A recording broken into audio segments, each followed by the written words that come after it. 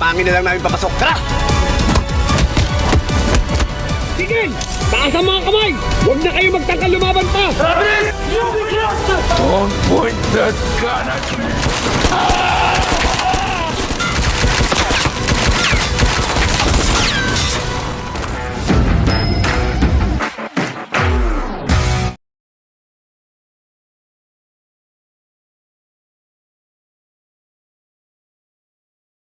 Hindi napigilan ni Erica ang biglang pagsuka sa lababo. Saktong lumabas si Rigor at nagulat siya sa nakitang kalagayan ni Erica, kaya't agad siyang nagtanong kung ano ang nangyayari. Ilang sandali lang, lumabas din si Santino at laking gulat niya na nandoon si Rigor. Agad din siyang tinanong ni Rigor tungkol sa nangyayari kay Erica. Samantala, inanunsyo na nakahabol na si Miguelito laban kay Tanggol.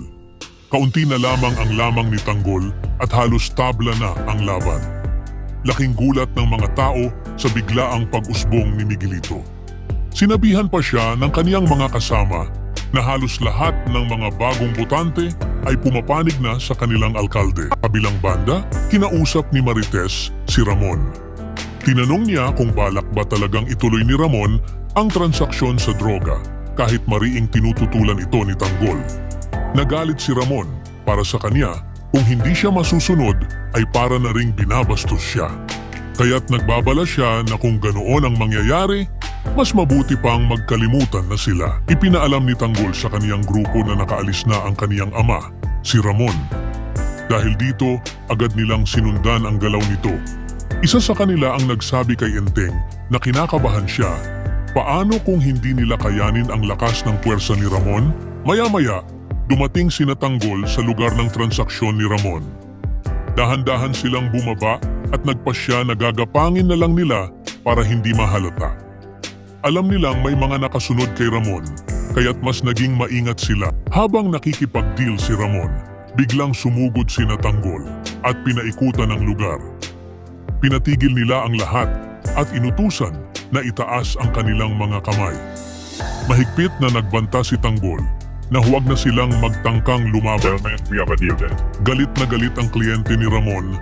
Akala niya ay si Ramon ang nanloko sa kanya. Wala itong kaalam-alam sa sabotahe at hindi rin alam ni Ramon ang tunay na nangyayari.